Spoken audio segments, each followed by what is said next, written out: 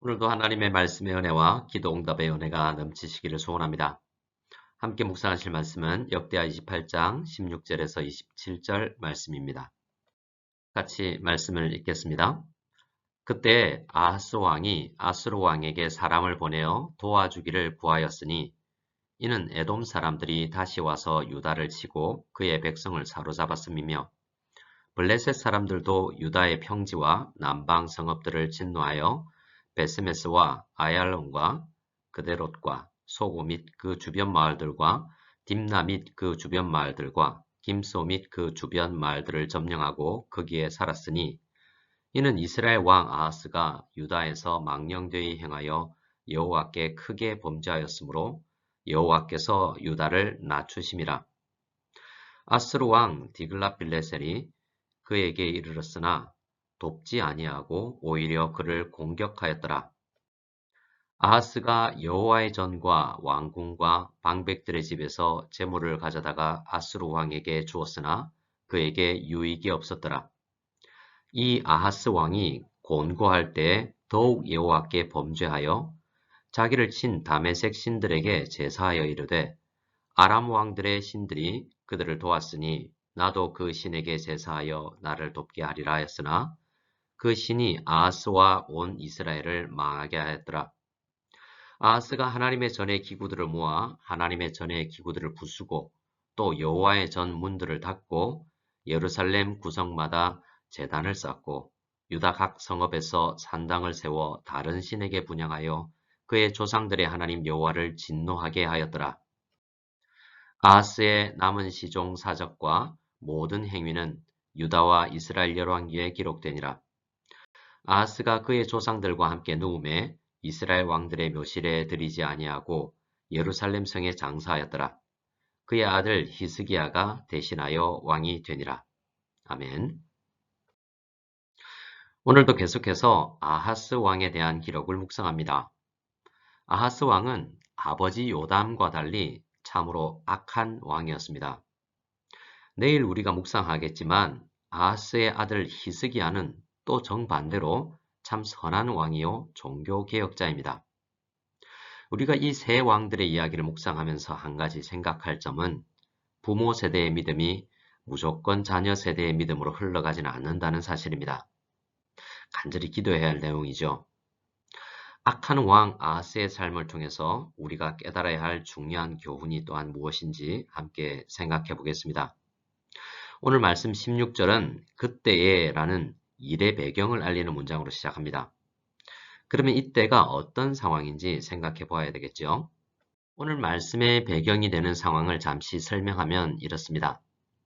아하스 왕은 우상 숭배와 여러 악한 일들을 행하며 하나님 여호와를 버렸습니다.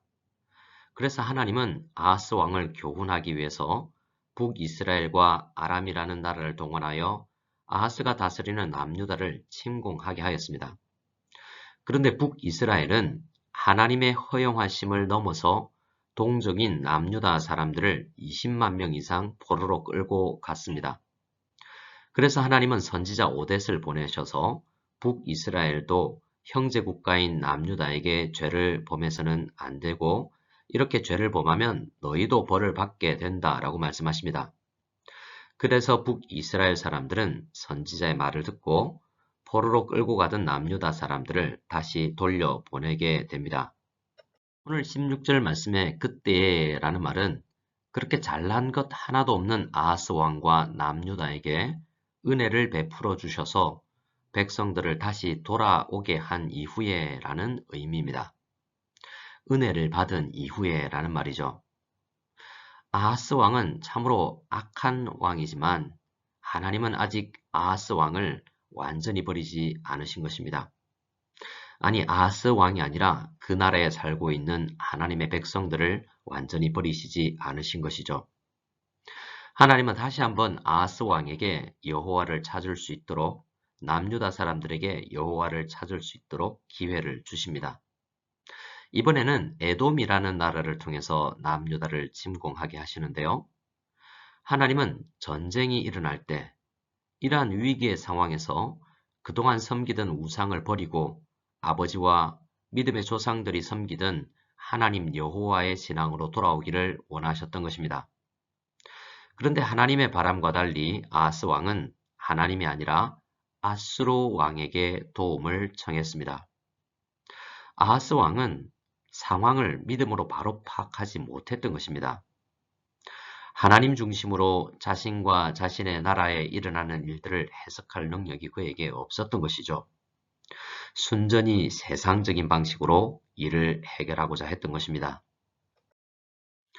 사실 에돔만이 아니라 블레셋도 침궁에 들어왔는데요. 상당히 유다 깊숙까지 침궁에 들어와서 살고 있었습니다. 아하스 왕은 이 일이 어느 나라에나 일어날 수 있는 일이라고 생각했던 것 같습니다. 특히 약소국가에서는 어쩔 수 없는 일이라고 생각했던 것입니다. 그래서 다른 나라들이 그렇게 하는 것처럼 더 강한 나라에게 도움을 청하는 방식으로 일을 처리했던 것이죠. 그러나 19절 말씀을 보면 역대기 저자가 보는 상황 판단은 전혀 다릅니다. 이는 이스라엘 왕 아하스가 유다에서 망령되이 행하여 여호와께 크게 범죄하였으므로 여호와께서 유다를 낮추심이라. 이번 외국의 침공은 하나님 앞에서 망령되이 행하는 아하스 왕의 범죄를 벌하시고 깨닫게 하시기 위해서 행하시는 하나님의 일이었습니다. 잘 알아듣지 못하는 사람에게 큰 확성기를 켜서 큰 소리로 정신 좀 차리라고 이야기하는 것입니다. 그런데 아하스는 왜 하나님의 음성을 듣지 못하는 것일까요? 아하스는 자신의 목소리가 너무 큽니다. 그리고 주위에 하나님의 음성을 듣도록 도와주는 신앙의 사람들도 없습니다. 아니, 불신자이기 때문에 전혀 들을 수 없을지도 모릅니다. 아하스 왕의 주변과 자신은 하나님의 음성을 듣는 것을 방해하는 소음들로만 즐비했던 것입니다.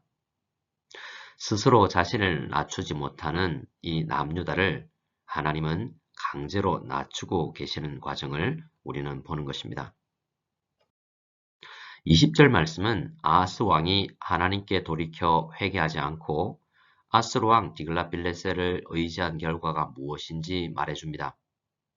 아스루 왕은 남유다와 아하스를 돕기는커녕 오히려 남유다와 주변 국가들을 다 점령하고 속국으로 만들어버렸습니다. 바로 이때 남유다의 형제 국가인 북이스라엘이 영영 망해버립니다. 아하스 왕은 형제 국가인 북이스라엘이 망하는 것을 더 앞당기고 자신도 전혀 도움을 받지 못하는 악수 중에 악수를 둔 사람인 것입니다. 일이 이 지경임에도 불구하고 아하스 왕은 여전히 상황을 제대로 파악하지 못합니다. 그는 아수르 왕에게 준 조공이 부족했다고 생각하고 성전에서 감나가는 보물들과 남유다 안에 아직 남아있는 재물들을 많은 사람들에게서 빼앗아서 아수르 왕에게 주었다고 합니다. 진단이 잘못되면 바른 처방이 나올 수가 없지요. 아하스는 하나님을 빼고 자신의 인생과 국가의 운명을 생각하고 있었던 것입니다. 그러니 아무리 노력을 해보아도 밑빠진 독에 물 붓는 것처럼 어리석은 행동들만 이어가게 되는 것이죠. 아하스 왕은 언제나 정신을 차리고 하나님 여호와를 찾고 간구하여 회복할 수 있을까요? 역사는 말합니다. 아하스는 결코 회복하지 못했다고 말입니다. 22절을 보겠습니다. 이 아하스 왕이 곤고할 때에 더욱 여호와께 범죄했다라고 말합니다. 아마 성도님들 대부분은 이 22절이 참 부자연스러운 문장으로 들리실 것 같습니다. 믿음의 공식으로 생각해보면 공고할 때는 더욱 여호와 하나님께 간구하고 메어 달려야 할 때이죠. 그러나 아하스 왕은 곤고할 그때에 더욱 큰 범죄를 저질렀다고 말하고 있습니다. 잠시 느헤미야서 말씀을 생각해 보겠습니다. 느헤미야 9장은 수문앞 광장에서 제사장 겸 학사인 에스라가 말씀을 선포하며 하나님 앞에 백성들에게 사경회를 여는 장면입니다. 백성들이 회개하는 내용이 또한 기록되어 있죠. 이때 에스라는 말합니다. 하나님은 성도들을 긍휼히 여기셔서 교만하여 하나님의 말씀을 등한히 하는 성도들에게 책망하고 징계하셔서 돌아오게 하신다고요. 그리고 시간이 지나서 또 백성들이 목이 굳어져서 하나님의 말씀을 듣지 않으면 성도들을 사랑하시는 하나님은 계속해서 선지자를 보내시고 또한 책망도 하신다는 내용입니다. 하나님은 성도들을 책망하고 징계하기는 하시지만 아주 멸하게 하지 않고 아주 버리시지는 않는다라고 하나님의 은혜로운 성품을 설명하는 내용입니다. 아하스는 여러 번 하나님의 징계를 받으면서도 깨닫지 못하고 있죠. 그래서 우리는 아하스 왕을 불신앙의 사람을 대표하는 사람이라고 할 수 있습니다.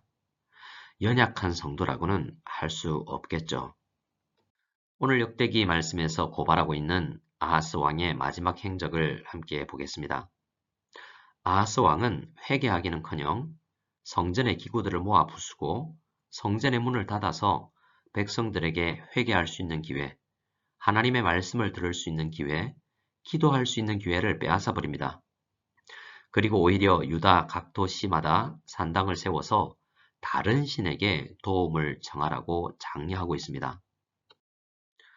때로는 하나님께서 이렇게 전혀 믿음이 없는 리더를 국가에 주시거나 교회 안에도 주시기도 합니다. 그러면 국가와 교회는 그러한 리더로 인해서 수많은 고통을 당하게 됩니다. 하지만 27절은 이렇게 이야기합니다. 언젠가 그 믿음 없는 리더는 하나님에 의해 최종적 심판을 당하게 된다고 말입니다. 그리고 하나님은 말씀하십니다. 교회는 무너지지 않고 또 다른 리더를 세워서 남아있는 성도들을 세워간다고 말입니다. 오늘 이 말씀을 묵상하면서 우리는 어떻게 기도해야 할까요? 우선 오늘 말씀을 통해서 우리는 나에게 하나님께서 책망하시는 일은 없으신지 우선 찾아보아야 합니다. 하나님을 찾지 않는 나를 깨우치시려고 고난이라는 어려움을 통해서 하나님을 찾도록 하시는 중은 아닌지 우리는 우리 자신을 살펴보아야 합니다. 우리의 환경을 돌아보아야 하는 것입니다. 또한 우리는 깨어있는 성도라면, 말씀에 사로잡힌 성도라면 곤고할 때 더욱 간절히 하나님을 찾아야 한다라는 것도 생각해 보았습니다. 비록 우리 주위에 아하스와 같은 그런 사람이 리더로 있다고 할지라도 우리는 실망하지 말아야 합니다. 오히려 우리는 인내하며 느헤미야와 같은 평신도가 되어서 에스라와 같은 신실한 사역자, 신실한 리더와 함께 동역할 것을 꿈꾸며 기도해야 합니다. 그렇게 오늘 말씀을 붙들고 그날을 바라보며 잘 인내하고 나아가며 회복을 기도할 수 있는 우리가 될 수 있기를 바랍니다. 우리는 하나님의 나라를 세워가고 교회를 건설해 나가고 있죠. 오늘은 특별히 11구역 성도님들이 문화센터 건립을 위한 릴레이에 동참하는 날입니다. 간절히 기도해 주시기 바랍니다. 또한 모든 성도님들도 함께 기도에 동참해 주시기 바랍니다. 함께 주기도문 드리겠습니다. 하늘에 계신 우리 아버지여, 이름이 거룩히 여김을 받으시오며 나라가 임하시오며 뜻이 하늘에서 이루어진 것 같이 땅에서도 이루어지이다.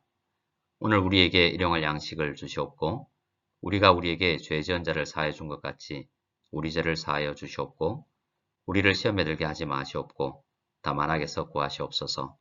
나라와 권세와 영광이 아버지께 영원히 싸움나이다. 아멘.